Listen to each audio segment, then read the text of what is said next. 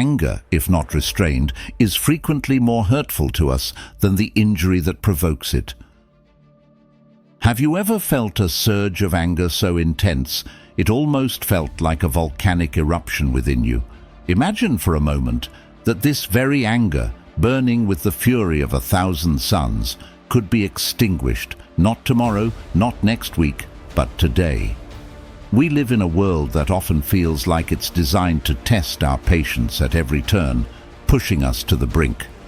But what if I told you that the ancient wisdom of Stoicism, a philosophy that has stood the test of time for over 2 millennia, holds the secret to not just managing, but completely dissolving this anger? It sounds almost too good to be true, doesn't it?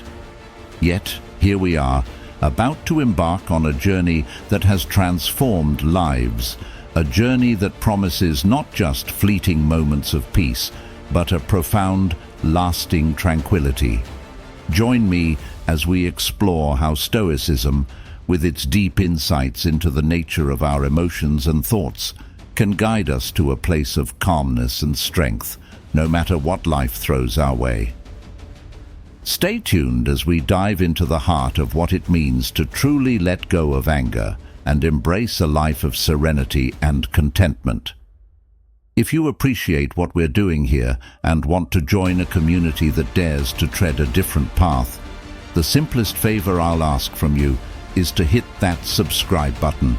And remember, don't skip any part of this video, because like the wisdom of Stoicism itself, you are an exception in a world that often settles for the ordinary. Day 1. Write everything down that you're angry about and burn the list.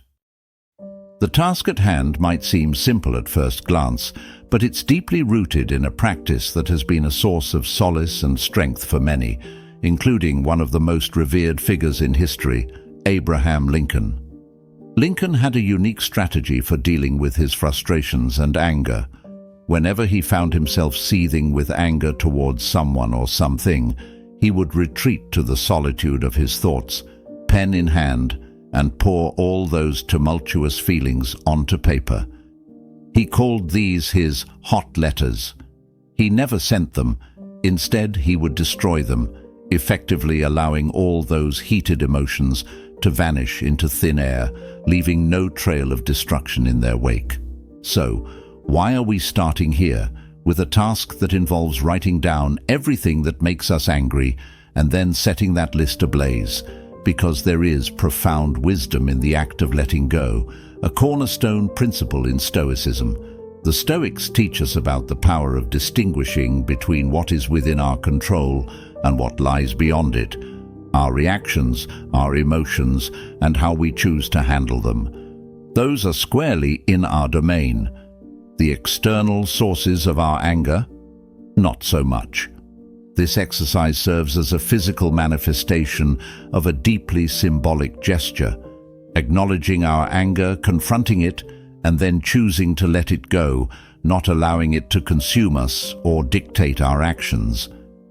It's about taking a moment to reflect on what's been boiling beneath the surface, recognizing it, and then making a conscious decision not to let those flames spread any further.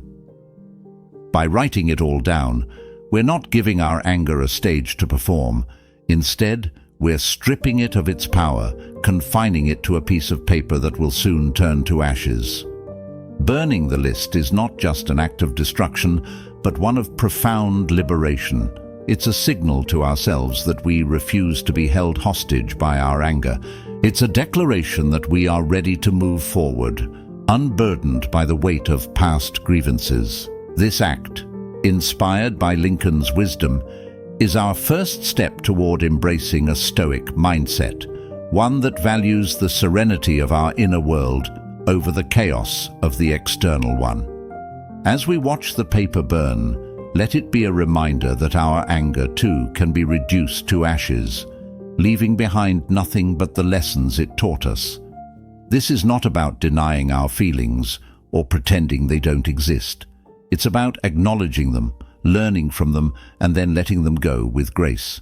This is the essence of Stoicism, finding strength in tranquility, power in peace, and wisdom in letting go. Day 2. Stop and see what you look like angry. It's time to stand in front of a mirror, to really look at ourselves while we summon the feeling of anger. This might seem like an unusual, perhaps even uncomfortable request, yet there's profound wisdom to be gleaned from this exercise, wisdom deeply anchored in Stoic thought. The Stoics knew that self-awareness plays a crucial role in personal development. By observing our anger in the mirror, we're not just looking at our external appearance, we're being invited to witness the transformation that takes over us when we let anger consume us. It's about recognizing the ugliness of anger, not just as an abstract concept, but as a tangible, visible force that distorts our appearance and, by extension, our self-perception. This task may reveal to us a side we're not proud of, a side that, under normal circumstances, we'd rather hide from the world and from ourselves. Anger has this insidious way of creeping into our expressions, tightening our jaws, furrowing our brows, and setting our eyes ablaze with a fire that can be unsettling to see reflected back at us. This reflection is not just a physical one, it's a mirror to our soul's turmoil, a vivid illustration of how much we let external circumstances dictate our internal state. But here's where the Stoic philosophy shines, teaching us about the absurdity of anger. Marcus Aurelius often wrote about the fleeting nature of human life and the triviality of the things that so often enrage us. By looking at ourselves in the throes of anger, we're given a stark visual of how trivial matters can contort our entire being. This exercise illuminates the potential of anger to alienate us not just from others, but from our true selves. It's a moment of clarity, where the absurdity of allowing external events to control our most intimate expressions becomes undeniable. Yet, there's also a sense of liberation in this recognition. Understanding the power we've unwittingly granted anger allows us to begin reclaiming that power. It's a step towards not allowing ourselves to be puppeteered by every slight, every inconvenience that crosses our path. This self-observation acts as a reminder of our ability to choose a different response, to not let anger sculpt our faces into a mask of hostility and bitterness. In embracing this Stoic exercise, we're doing more than just confronting our anger. We're initiating a dialogue with ourselves about who we want to be. Do we wish to go through life with our features twisted by anger, or do we seek to present a face of calm, of serenity and understanding, even in the face of provocation? This is the choice Stoicism lays before us, offering not just a philosophical perspective, but a practical tool for embodying the virtues we aspire to. Day 3. Find somewhere beautiful you can go to. Marcus Aurelius often spoke of an inner citadel, a fortress of the mind that is impervious to the external chaos of the world. He believed that the greatest retreat, the most serene sanctuary, lies within our own minds, accessible at any moment, regardless of our circumstances. This isn't about escapism or denial of the realities that confront us. Rather, it's about finding a place of peace and renewal amidst the tumult, a center of calm within the storm. The beauty of this concept lies in its simplicity and its profound depth. To find a place of beauty doesn't require us to book an exotic vacation or even step outside our homes. It requires us to delve into the depths of our own consciousness to discover and cultivate a mental space where peace and beauty reign. This could be a memory of a place or moment that brought us joy, a visualization of a serene landscape, or simply a state of mind that we associate with calm and beauty. For some, this mental refuge might be a childhood memory of lying in the grass, looking up at a cloudless sky, completely at ease.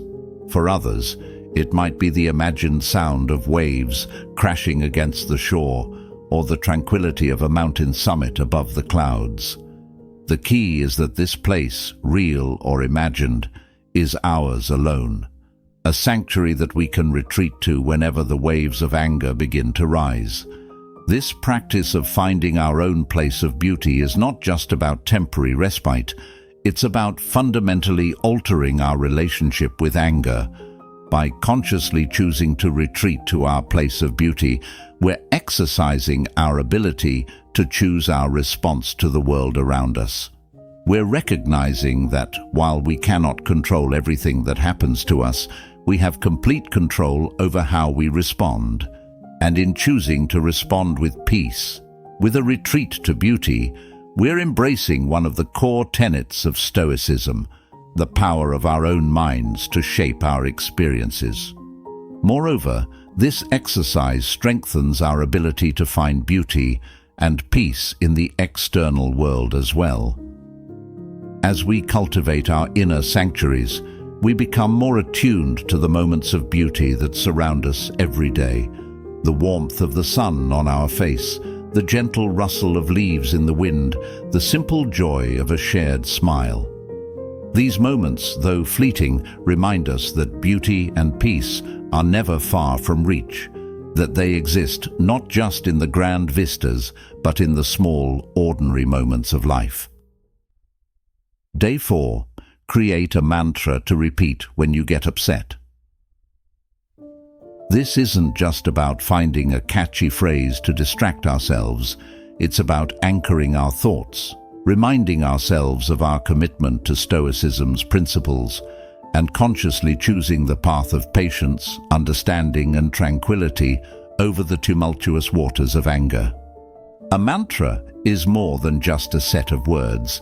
It's a verbal embodiment of our highest ideals, a beacon that guides us back to our Stoic center when the world around us seems determined to push us off course.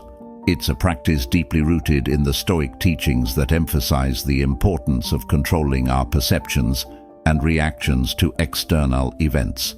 Just as Marcus Aurelius had his meditations, Seneca his letters, and Epictetus his discourses, we too can have our mantra, a personal declaration of our commitment to Stoic virtues. The creation of a mantra is a deeply personal process, one that requires us to reflect on the values that are most important to us and the kind of person we aspire to be. It might be a phrase that encourages us to see the bigger picture, to remember that this too shall pass, or to recognize that we have the power within to remain unharmed. It could be a reminder to embrace the obstacle or to find strength in serenity. The key is that it resonates with you on a profound level and encapsulates the essence of your Stoic practice. When faced with situations that test our patience or provoke our anger, repeating our mantra can act as a psychological pause button, giving us the momentary break we need to step back from our immediate reactions and choose a more considered response. It's a tool that empowers us to break the cycle of automatic emotional responses and to align our actions with our philosophical ideals. By repeating our mantra, we remind ourselves of our capacity for reason, for compassion, and for maintaining our tranquility in the face of life's challenges. This practice of creating and using a mantra also serves as a daily reinforcement of our Stoic beliefs. It integrates Stoicism into the fabric of our daily lives, making it not just a philosophy we study, but a lived experience that shapes our every interaction. Over time, our mantra becomes not just a tool for managing anger, but a constant companion, a source of strength and clarity that guides us through the complexities of life. As we embark on the task of creating our mantra, let's approach it with the seriousness and reverence it deserves. Let's choose words that speak to the depths of our soul, that reflect our highest aspirations, and that commit us to the Stoic path. And let's use our mantra not just as a shield against anger, but as a light that guides us toward wisdom, virtue, and a deeper understanding of ourselves and the world around us. Day 5. People watch for 20 minutes. At first glance, This task might seem like a passive activity, perhaps even a mundane one. Yet, within this simple act lies a powerful Stoic lesson, one that can significantly alter our perception of the world and our place within it. This is not just about watching, it's about observing with intention, about learning from the world around us, and about cultivating a deeper sense of empathy and understanding. In the hustle and bustle of daily life, it's easy to become ensnared in our own narratives, to view our challenges and frustrations as monumental obstacles that tower over everything else. Our problems can feel all-consuming, clouding our judgment and inflating our sense of importance. This is where the wisdom of Stoicism, and specifically the practice of people watching, can bring clarity and perspective. The Stoics, with their keen insights into human nature, understood the value of stepping back, of observing the world from a broader vantage point. Marcus Aurelius often spoke of viewing life from above, of considering the vast tapestry of human existence and recognizing our fleeting place within it. When we sit down to observe others, we're doing more than just watching people go about their day. We're engaging in a practice of perspective-taking that is both humbling and enlightening. We see the myriad ways in which life unfolds for others, the small joys, the struggles, the moments of connection, and the instances of frustration. We witness the commonality of the human experience, how the themes of love, loss, ambition, and disappointment play out in countless variations across the faces and actions of those we observe. This act of observation serves as a powerful reminder that, in the grand scheme of things, our problems are often not as monumental as they seem. It helps us to recognize that just as we are navigating the complexities of our lives, so too is everyone around us. This realization fosters a sense of empathy, a recognition of our shared humanity, and a diminishing of the self-centered perspective that can so often lead to frustration and anger. Moreover, people watching as a Stoic practice encourages us to reflect on our reactions to the world. By observing how others respond to their circumstances, we can gain insights into our own patterns of behavior. We see the futility of anger and frustration, how these emotions often escalate situations rather than resolve them.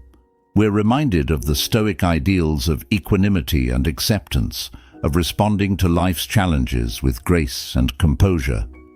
As we engage in this practice, let us do so with a spirit of curiosity and openness. Let's observe not to judge, but to understand, not to criticize, but to learn.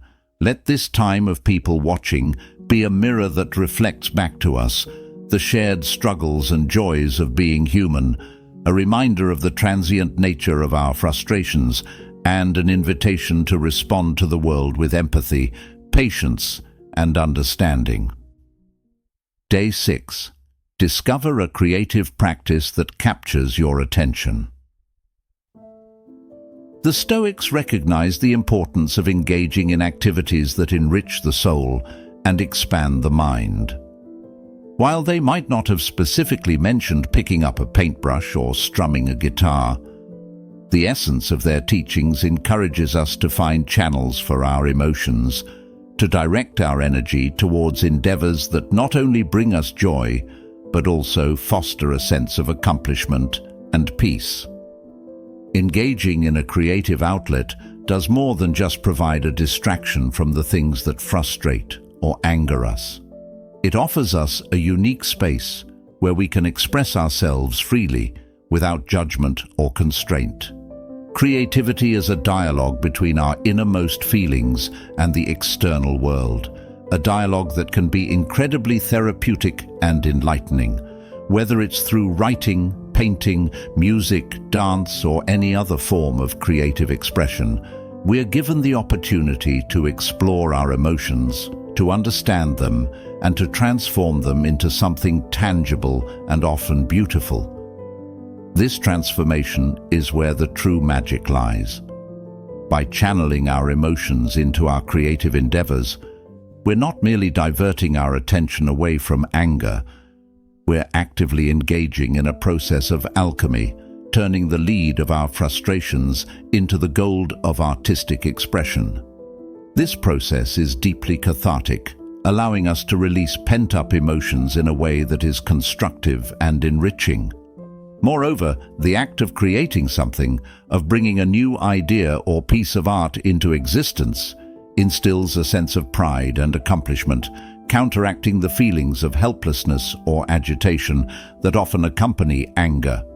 Beyond the personal benefits, engaging in a creative practice can enhance our well-being and happiness on multiple levels.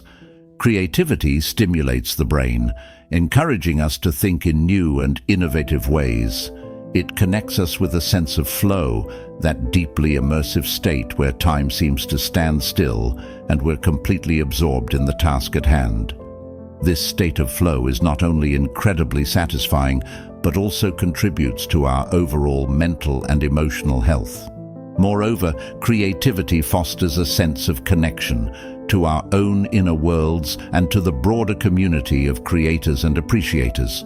Sharing our creative work, whether it's a piece of writing, a painting, or a musical composition, opens the door to meaningful interactions and connections with others.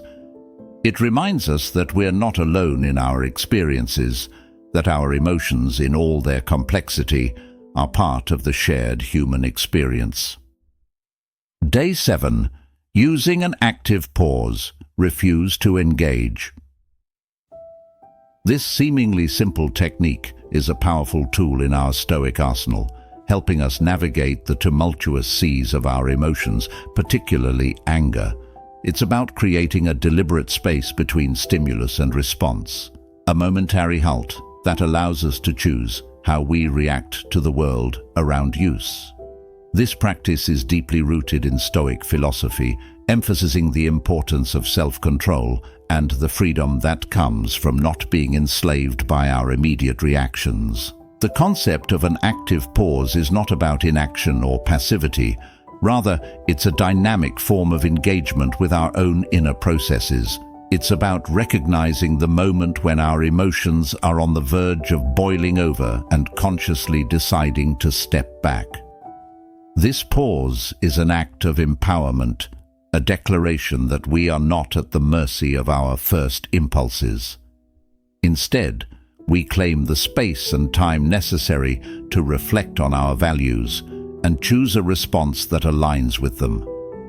In the heat of the moment, when anger threatens to take the reins, the active pause serves as a cooling balm. It's a reminder that we have the power to choose a different path, one of reason, compassion, and understanding. By inserting this pause into our reactions, we open up the possibility for more constructive and meaningful interactions.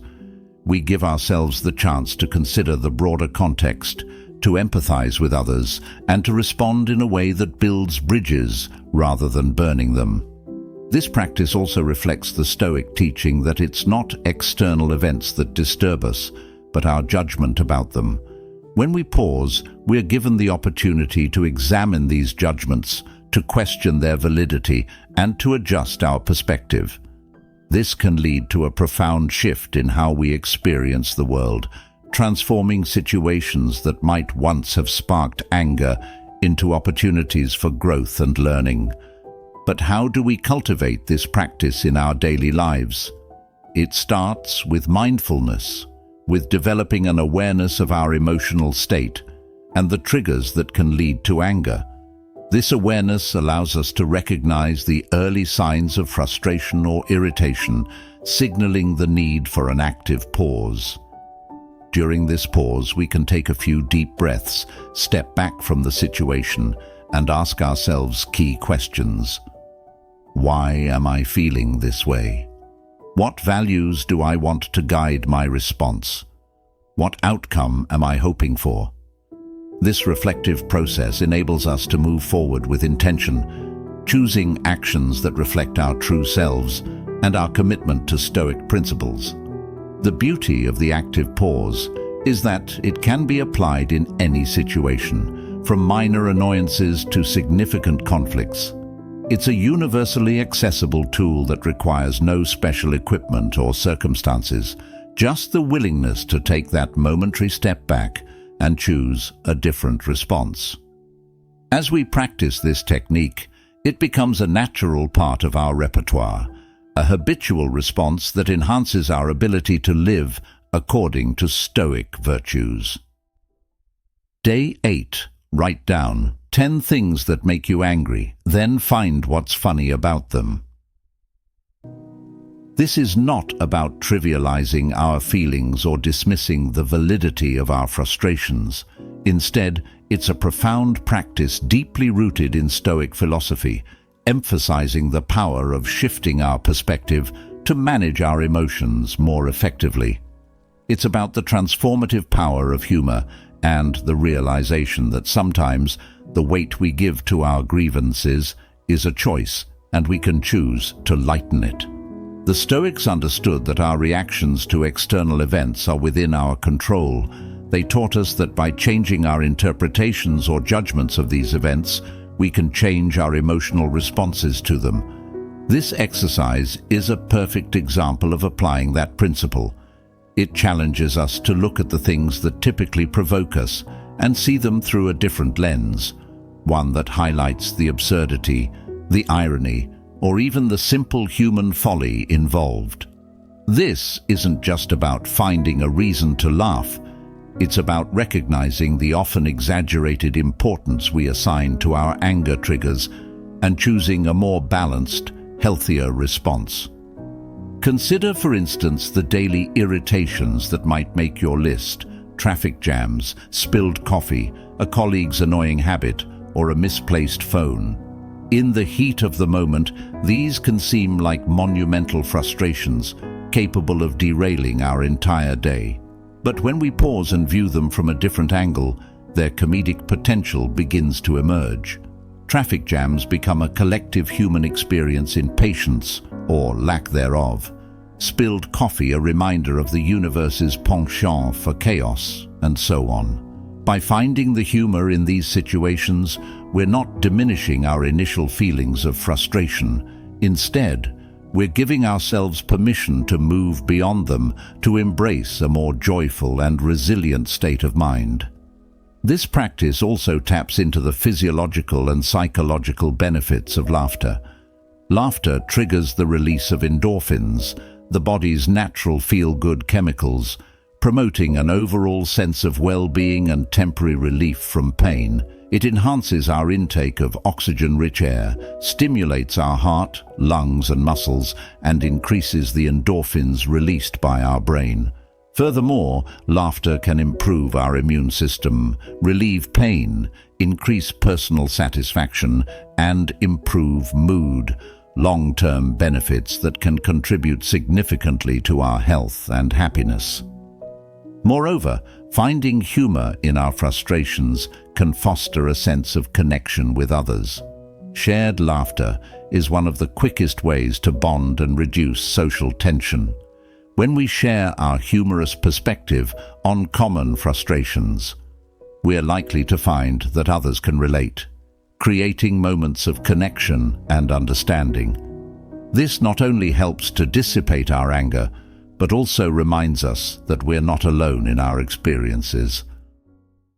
Day 9.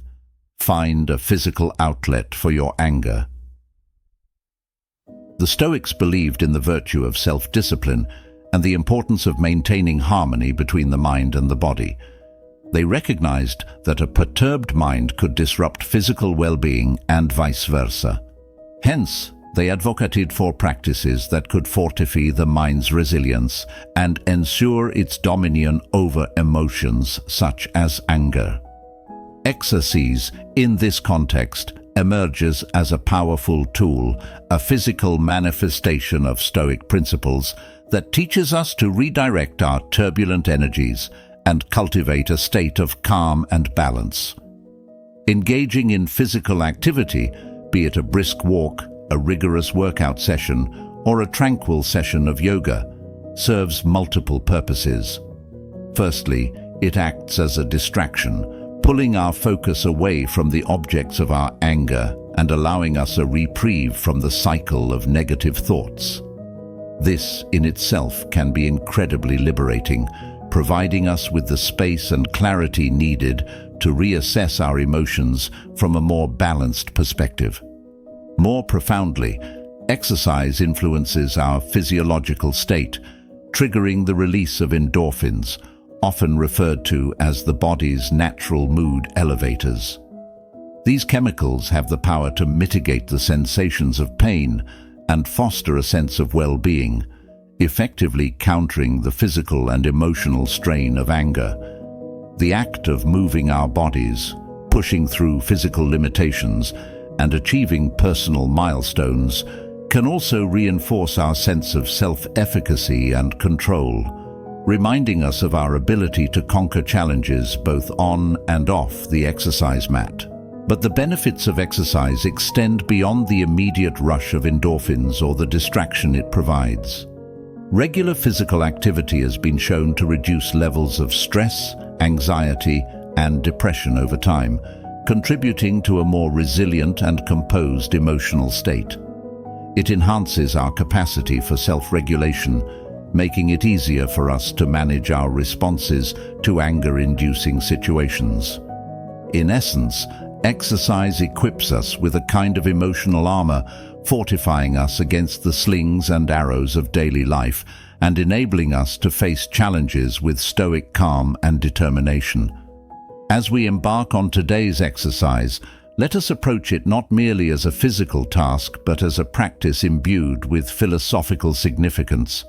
Let us be mindful of the rhythm of our breath, the strength in our limbs, and the resilience of our spirit as we move. Let each step, each stretch, each exertion be a testament to our commitment to living a balanced, stoic life. Day 10. Make gratitude a habit and practice it today. This isn't just about saying thank you more often or acknowledging when someone does us a favor. It's a deeper, more profound shift in how we view the world and our place within it.